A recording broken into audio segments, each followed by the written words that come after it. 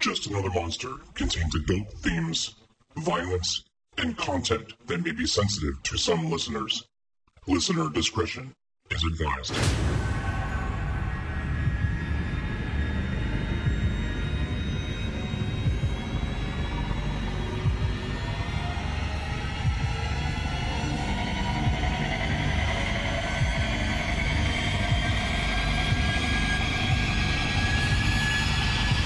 Just Another Monster.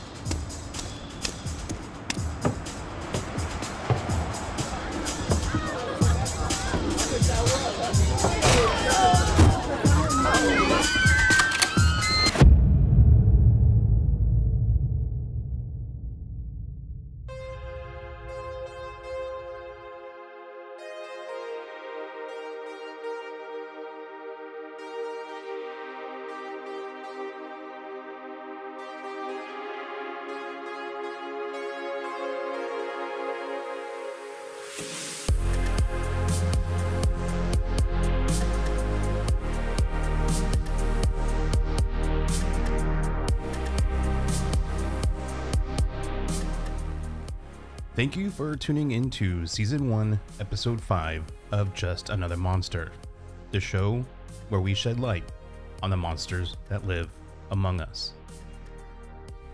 On this episode, I will be covering a horrible and tragic event that took place over 15 years ago. It's the kind of tragedy we are unfortunately all too familiar with in this country. It's the kind of event that manifests when you combine unchecked mental health issues, crippling isolation, and easy access to firearms. And it's the kind of thing that can be prevented, yet still continues to happen. I'm talking about mass shootings. In fact, there has been a significant increase in mass shootings year over year. A database compiled by the Associated Press, USA Today, and Northeastern University reports a recorded 41 incidents that can be defined as mass shootings in 2019 alone. That is the most mass killings in recorded history in a single year within the United States.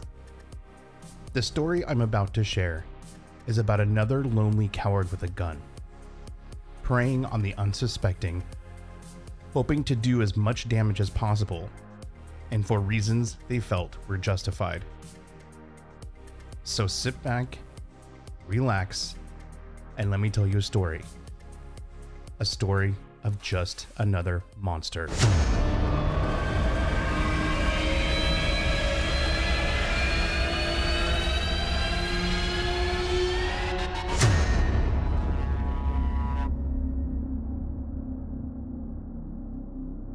Plur. P-L-U-R. That's peace, love, unity, and respect. This is the general philosophy and principles adopted by many of those within the rave culture. It acts as a behavioral and ethical guide that developed out of a desire to have a safer and more inclusive community within the rave community itself. Initially, this movement began as Plum in the early 90s, P-L-U-M. It's attributed to a New York DJ named Frankie Bones. It stood for the Peace, Love, and Unity movement. In June 1993, DJ Frankie Bones noticed a fight in the audience of one of his regular storm raves hosted in Brooklyn. In an effort to de-escalate the situation, DJ Frankie Bones grabbed the microphone and said, "If you don't start showing some peace, love, and unity, I'll break your faces." It's a pretty peaceful thing to say. Later, the abbreviation for the movement morphed into PLUR, where the idea of respect was added to the mantra. If you go to an EDM show, like Paradiso or EDC, you'll see PLUR all over the place. Whether it's plastered all over some homemade candy beads or bracelets, or $80 silk-screened t-shirts, it's a mainstay within the rave culture. Communities of people were built around these ideals, many of them attending major electronic music festivals together, some even living in a communal home together. This is how it was for 6 people who lived in the Capitol Hill area of downtown Seattle. Capitol Hill is known for its alternative scene, and it has been since the 60s. It has been a focal point and epicenter for many who are looking for sanctuary outside of what would be considered socially quote-unquote normal. Whether you are a goth kid or a bat caver, a gay man or gay woman, trans or non-binary, many found their home in Capitol Hill. It has a rich music and art scene and remains the primary location for annual pride parades and block parties. It's a very inclusive community. The region itself has a pretty rich history and has gone through many changes over the decades. In fact, Broadway, which is the main arterial road that runs through Capitol Hill, was once gang territory in the mid to late 80s. In fact, the legendary Seattle rapper Sir Mix-a-Lot, known for his insatiable appetite for significantly large derrieres and buttermilk biscuits, released one of his most popular singles about Capitol Hill called Posse on Broadway. That was released in 1988. I danced to it at my middle school dance. I grew up in the area myself in one of the suburbs of downtown Seattle, and I spent a good part of my youth up on Capitol Hill, which was just a 10-minute bus ride from Ballard. My mom worked for the Women's Healthcare Clinic, which used to be right behind a local burger chain, Dick's Drive-In. My family had been a big part of the community in the early 90s as HIV and AIDS began to take hold of the country. Back in the 90s, the rave scene was huge in the Seattle region. These raves were usually unsanctioned and illegal. They were underground events, typically held in abandoned warehouses or buildings. The locations were known to change at the very last minute in an effort to thwart authorities. Back then, you could walk into a local clothing or record shop on Capitol Hill and there would be a pile of various flyers advertising upcoming raves. I actually used to collect them. It was safe to say that the rave scene and culture was lovingly embraced by the region. In 2006, 6 close friends called Capitol Hill their home. Ian Gill, Josiah Martin, Jeremy Martin, Anthony Moulton, and Mark Verbally, along with their 32-year-old house mother, April Dorsey. They lived in an older bluish-gray aluminum-sided home on East Republican Street, just about 1 mile from Broadway. Referred to as the Clowns for their reputation for dressing up and performing at various local parties and raves, these close friends lived in a residence that was considered a frequent party spot for the younger crowds, some even in their early teens. Their parties were considered legendary in the region at the time. Cars would clog the streets and the house would be filled with streetwise drifters and suburbanites, club kids, you name it. It was a melting pot of artistic culture and youth. Many of the neighbors were fed up with the noise and lack of parking access, which is a rare commodity if you're living up on Cap Hill, but none ever reported their disturbances to the police, in large part because the house was considered a safe haven for young kids. Sadly, the final party at East Republican would have a major impact on the region, the community, and the nation as a whole.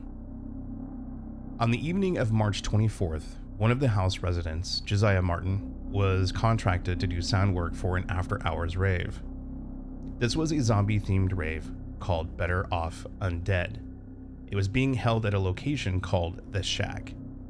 This was a multi-purpose arts center on Capitol Hill.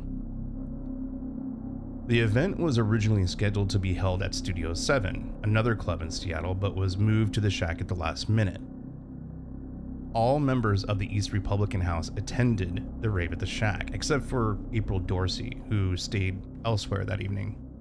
The Better Off Undead rave had a pretty significant turnout of about several hundred people, but many of those were younger kids, many in their teens. It was a pretty diverse crowd, comprised of many from the rave community, weekend ravers, even some who just wanted to check out a rave for the first time. Many even showed up in costume to run along with the zombie theme. The shack did serve alcohol for those that were of age and with the proper identification, but that night, the bar closed up early due to lack of demand during the event. The East Republican crew had a plan to invite as many people as they could to an after-party at their house. This was pretty common back then, since raves usually shut down around 4 a.m., but public transportation didn't start back up until about 7 a.m. After parties were a great way to wait out the time and deal with the ketamine ecstasy crash. The East Republican crew wanted to recoup some of the cash lost during a previous party a week earlier. Just 1 week prior, the East Republican crew held a warehouse party that was just about a block down from the shack. Unfortunately, this party was shut down pretty quickly due to inadequate licensing and permits. This was pretty common. This warehouse was literally 2 blocks away from the Seattle Police Department's East Precinct, so it was kind of begging to be shut down. When Seattle PD shut them down, they confiscated hundreds of dollars in entrance fees and some unopened kegs of beer. So as a result, the East Republican household figured they could recoup some of the lost funds by hosting an after-party after the Better Off Undead rave. They planned to request donations at the door and use up some of those untapped kegs before they flattened out. As the night wore on, hundreds showed up to the Better Off Undead rave to enjoy music, relieve inhibitions, reconnect with their community, or just get high and have a damn good time. However, there was one in attendance who stood out, a wallflower, described as kind of an outsider. His name was Kyle Aaron Huff. Kyle Aaron Huff was a 6'5", socially awkward 29-year-old from the quiet, sleepy town of Whitefish, Montana. Kyle was defined as kind of a loner with no real direction or motivation in life. No evidence of any solid career goals, long-term relationships, aspirations, not even really a hobby that would manifest into something larger for himself. Kyle, however, did have an identical twin brother named Kane. Kyle and Kane were described as outsiders by their classmates at Whitefish High School in Montana. They wore the typical combat boots and black leather trench coats, listened to heavy metal music. Nothing in that is bad at all. In fact, I dressed in a pretty similar way in high school. Neither of them were ever bullied either. These kids stood a lumbering 6'5" and were described as kind and gentle giants. If anyone did pick a fight, it was Kane that was the aggressor, and more likely to throw down. Kyle was the passive one who would de-escalate the confrontation. Some even referred to them as Wooks, because they look like Wookiees. It's a Star Wars thing. Neither of them really fit in with the mainstream or popular crowds. They never really got involved in sports or other school-related clubs, despite the numerous attempts from coaches to get them to play football. Neither of them had particularly good grades either. They kind of just hung out, floundering. But from everything I found on Kyle Huff, he and his brother were described as very kind people. Kyle was described as full of laughter and possessing a gentle soul, who was always willing to help others. William and Mary Kay Huff were married in Reno, Nevada in 1972. 5 years later, they gave birth to Kyle and Kane Huff on September 22nd, 1977. Kyle and Kane grew up in a small wood-framed house just outside of Whitefish, Montana, on a road known as Sasquatch Hollow. The home was set off of an unmarked dirt road on a hillside near a lake. Kyle and his friends used to play in the woods near the lake and spent time there reading adventure novels like The Hobbit. As kids, Kyle and Kane played Little League and took up an interest in music. The Huff brothers would even jam together playing old-school Metallica songs where Kyle played the drums. In high school, their interests in music deepened, but they seemed to retreat further from any mainstream or popular crowds. In fact, in one of their yearbooks, they were described as least school-spirited. Well, I was too. I mean, anyone who says that high school were their best years of their lives is lying. In January of 1992, Mary Kay and Willis Huff divorced. Willis Huff was a Vietnam vet who reportedly suffered from PTSD upon returning home. He was described as having emotional difficulties from the war. A friend of the twins told the Seattle Times that the war did not put Willis Huff in a good place, but it was not something he passed along. He was more of a friend than a disciplinarian.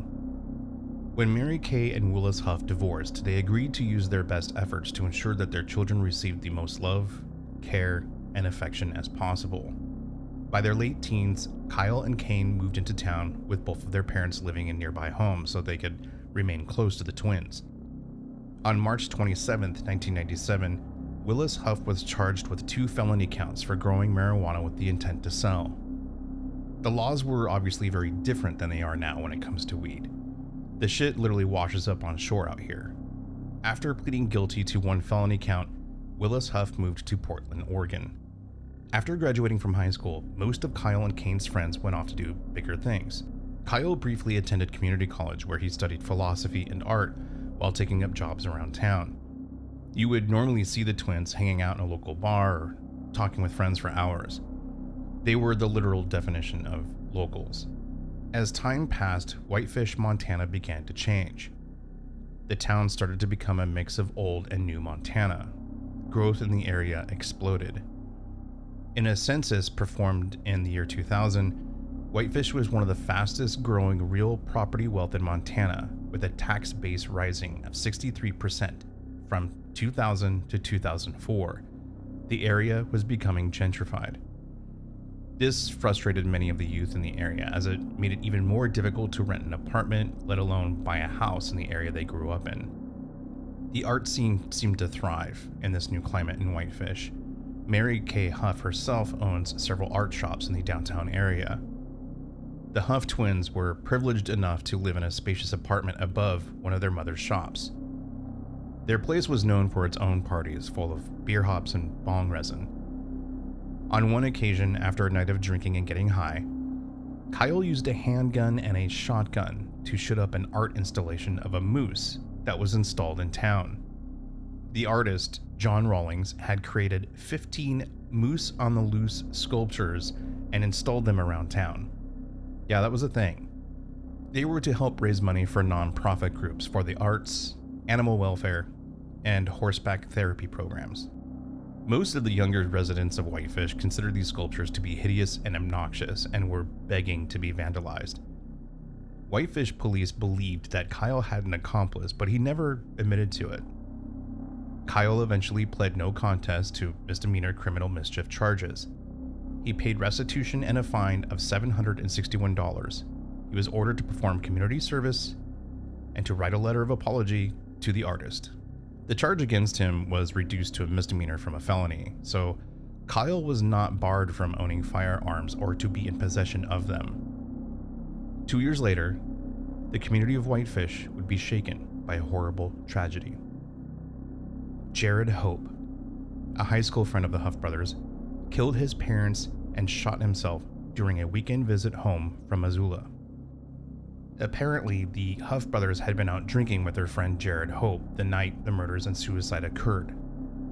Hope had long struggled with depression and mental illness. This was well known amongst those that were close to him. The Huff brothers had even told a close friend that they were uneasy with Jared Hope's behavior that evening. They mentioned that they had spent time with Hope that evening, then went home and had been talking about how Jared was getting a little too weird to be around.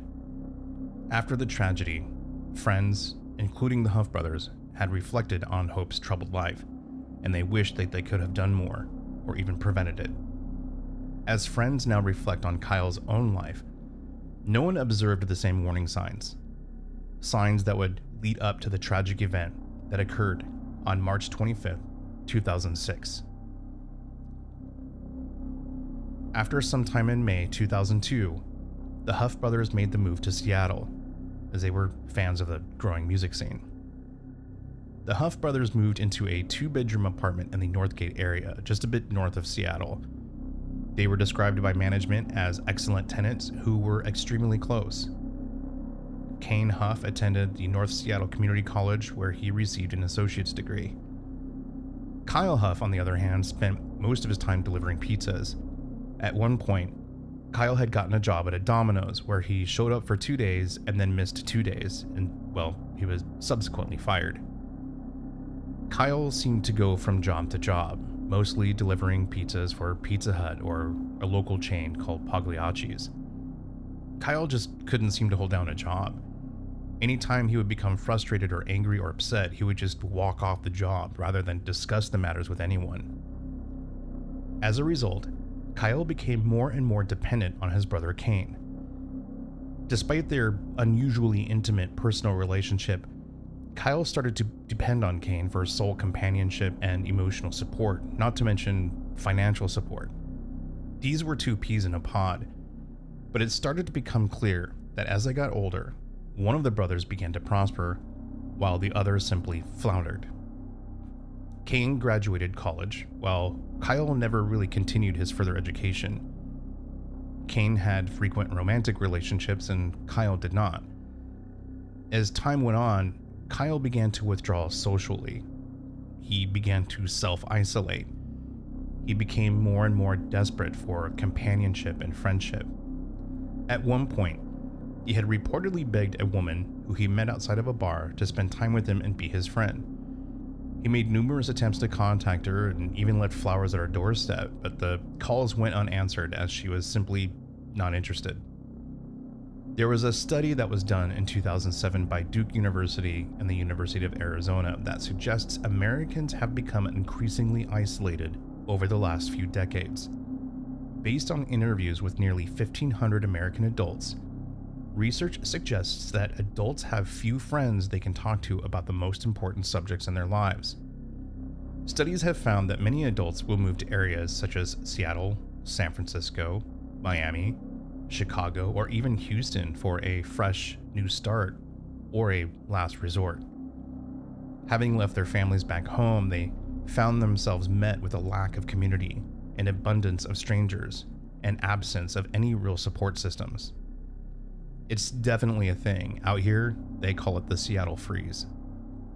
Kyle himself had no significant friends or relationships outside of his relationship with his twin brother. His daily routine was described as sitting at home smoking weed all day, browsing the web, and playing the drums from 4 p.m. to 6 p.m. At night, he would wander through the bars and clubs, usually alone, but sometimes accompanied by Kane. On February 1st, 2006, a user with the handle of Kyle Huff 23 posted on an internet message board run by the rave community, asking when the next rave would be. Kyle ended up attending the Better Off Undead party on March 24th, 2006. Witnesses described Kyle as a quiet wallflower who stood on the sidelines, drinking beer and engaging in some small conversation here and there, but never danced. He just stood there against the wall, arms folded and observing. A 17-year-old girl who had attended the rave noticed Kyle Huff and asked him if anything was wrong. He simply turned his head and said, "Thank you." As the Better Off Undead events started to wind down, the East Republican crew started to recruit people to attend their after-party. There was no real discretion or discrimination when it came to who was invited to the party. Well, sort of. According to one of the organizers of the after-party at the East Republican House, Kyle Huff was invited at the last minute because they thought it would be entertaining to have someone like Huff around at the party. What that means exactly is left up for interpretation. But I do think it's easy to say that he wasn't invited as someone known within the rave community. Once at the after party at East Republican, Kyle acted reservedly. He drank his own beer from a bottle rather than the kegs that were there. He stood alone, silently, and almost stoically by the refrigerator. It was said that while Kyle hardly spoke to anyone, he listened intently to other people's conversations. When he did speak, he was quiet, but spoke pleasantly. At one point, a witness stated that when he walked by Kyle on 3 or 4 occasions, Kyle asked him suspiciously, "What's going on here? What's really going on?" No one recalls that there was any altercation or belligerence on Kyle's behalf that would have alerted or caused a violent confrontation. At close to 7 a.m. on March 25th, 2006, Kyle left the East Republican home, and he walked over to his truck that was parked nearby. From his truck, he retrieved a 12-gauge pistol grip Winchester Defender shotgun, a .40 caliber semi-automatic Ruger handgun, and several bandoliers with over 300 rounds of ammunition. Kyle started to make his way back to the East Republican home, which was full of partygoers. It stopped at a neighboring house and spray painted the word "Now" on the sidewalk and the steps of the neighboring home. Once Kyle Aaron Huff arrived back at the East Republican house, he shot 2 people who were outside smoking. One on the steps of the home and one on the porch. As he continued to make his way up the stairs, he forced his way through the front door, where he shot 5 more people on the first floor. He did this while saying, "There's plenty for everyone." On the second floor, Kyle Huff shot through the door of one of the bathrooms where a couple had taken refuge in the bathtub. Neither were hit. At least 3 others were injured during the shooting. The shooting only lasted 4 minutes before a patrol officer nearby named Steve Leonard had heard the shots and headed to the scene after getting the address from multiple 911 dispatches. When Officer Leonard arrived at the East Republican home, he encountered an injured victim and immediately got in between the victim and the home as Kyle Huff was walking back down the steps toward them.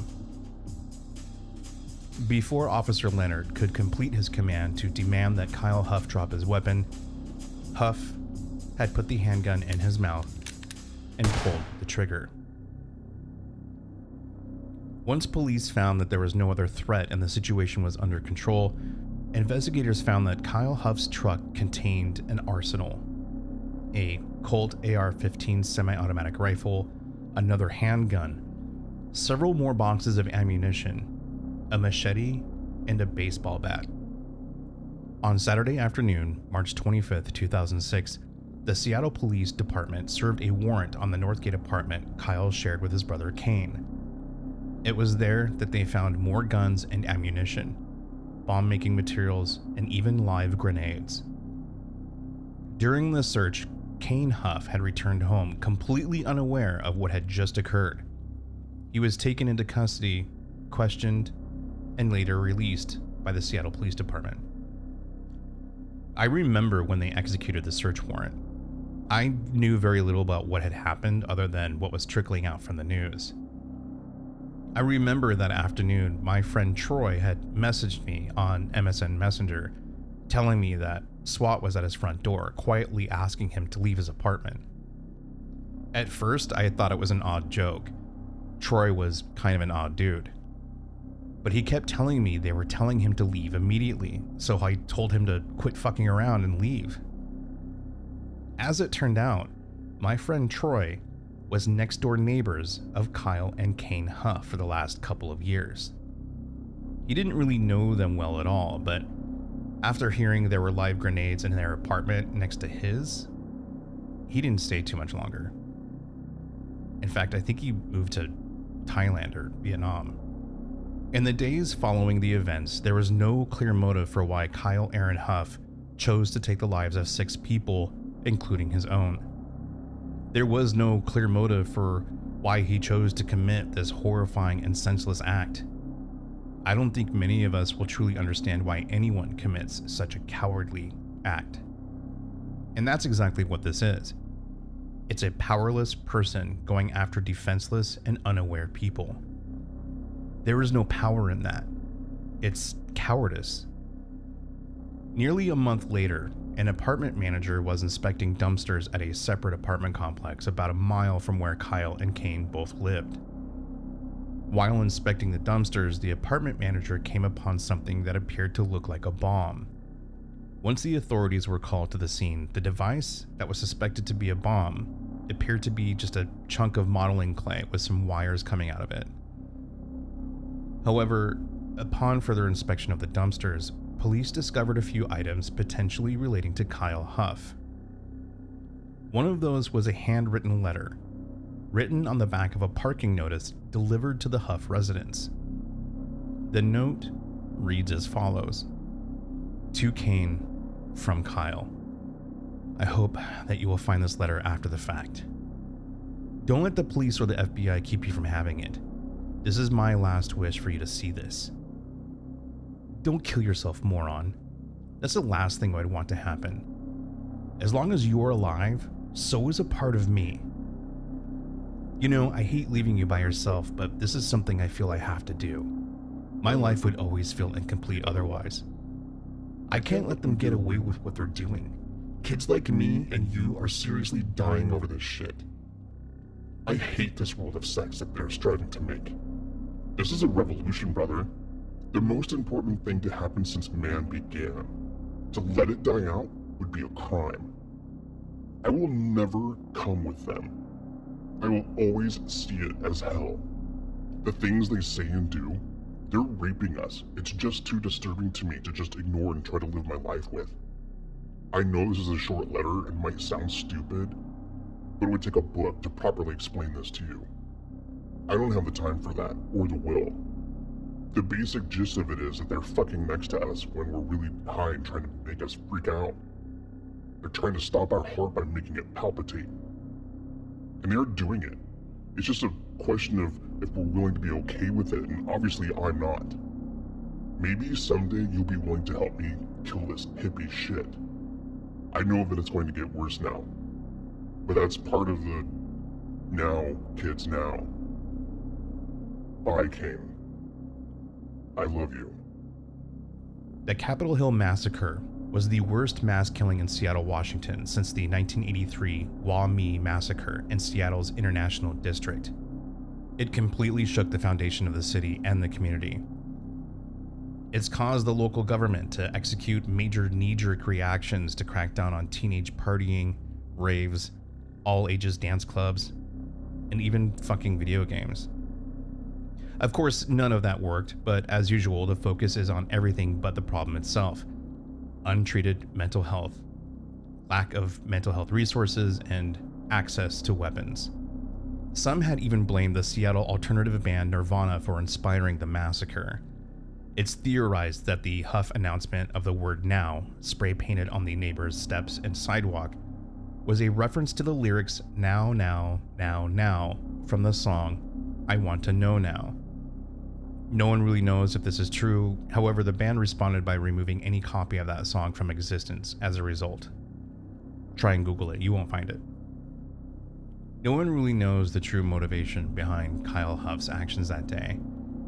This was someone who had always just been kind of a loner. No real goals or aspirations. No real drive or desire to better himself. There was one witness that came forward who had claimed to have been close to many of the victims that lost their lives that morning. This witness came forward and stated that Kyle Huff had actually attended a few raves in the months leading up to that fateful morning. He was known amongst the cliquey partygoers as weird, quiet, and oafish. In fact, he was the brunt of a lot of jokes and ridicule for being a standout or an awkward outcast. So it's thought that his actions were those of a victim of bullies that were rolling and candy flipping on acid and MDMA. Personally, I don't buy it. My thoughts? I think Kyle Aaron Huff was a frustrated and directionless incel. That's an involuntarily celibate male. Someone who feels they are owed sex. Someone who thinks women only want chads and never fall for the nice guys. These are sexually inept men who feel they are being personally victimized and deprived of sex from women. In fact, some of these blameless victims, as they see themselves, consider women's sexual rejection as reverse rape. Yeah, really. It's a pretty disgusting mentality. Some incels try to deliberately convince other incels that they are justified in raping women. Some incels have been known to promote and support violence in an effort to change society for their benefit, and some even make good on those promises. Some known incels are Elliot Rogers, responsible for the 2014 Isla Vista shootings; Alec Manassian, perpetrator of the 2018 Toronto van attack; Seung Hui Cho, who was responsible for the 2007 Virginia Tech shooting; and George Sodini, who was responsible for the 2009 Collier Township shooting. And then there was Kyle Aaron Huff, responsible for the 2006 Capitol Hill Massacre. Kyle Huff had never been in a relationship. He never actually had a girlfriend, but always bragged to his friends that he did. But there is zero evidence that he has so much as kissed a girl. Remember how I mentioned just a couple of months before the shooting he had made attempts to hang out with a girl he met at a bar? Well, that was the only known time that Kyle attempted to start a relationship with a woman. He had made multiple phone calls, left dozens of voicemails. None of them were returned. He even left flowers and gifts at her doorstep, probably purchased with his Pizza Hut money. Any attempts were met with rejection. His long-winded diatribe made several references to his disgust and contempt at the sexual openness of the rave community. I don't think he was disgusted. I think he felt rejected. I think Kyle Aaron Huff felt like he had been rejected once more, and this time by a sexually open and expressive community. I think Kyle Aaron Huff was just a powerless and pathetic incel, nothing more. A weak and powerless monster that preyed upon the unsuspecting. These kids had no chance. Sadly, there is no happy ending to this tragedy. I had friends who knew many of the victims, and sadly, it's something that continues to happen even today. As I was recording this, I received a notification of another mass shooting in Normal, Illinois, and another on the other side of the world in southwest England. It never ends.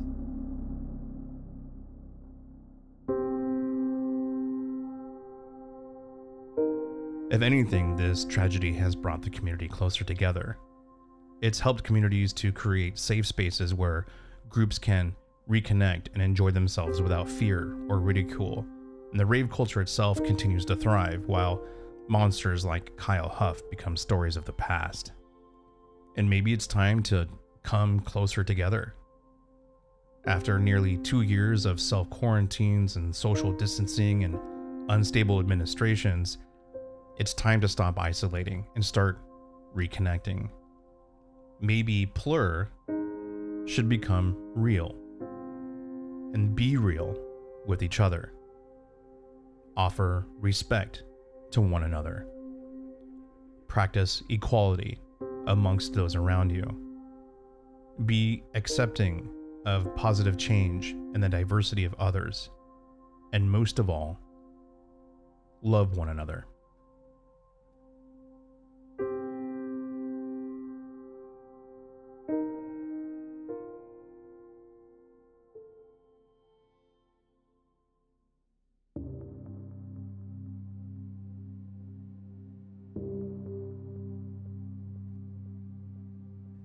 Thank you for listening to Season 1, Episode 5 of Just Another Monster.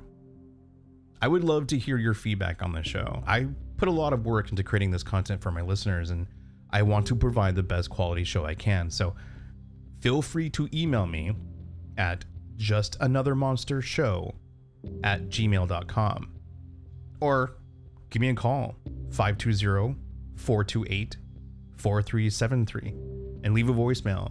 Tell me what you think about the show or the episode or me, or just tell me how you're doing. Speaking of listeners, be sure to leave a review of the show on your preferred platform. This kind of helps the show get spread out a little bit more. Tell your friends and your family about how much you love Just Another Monster.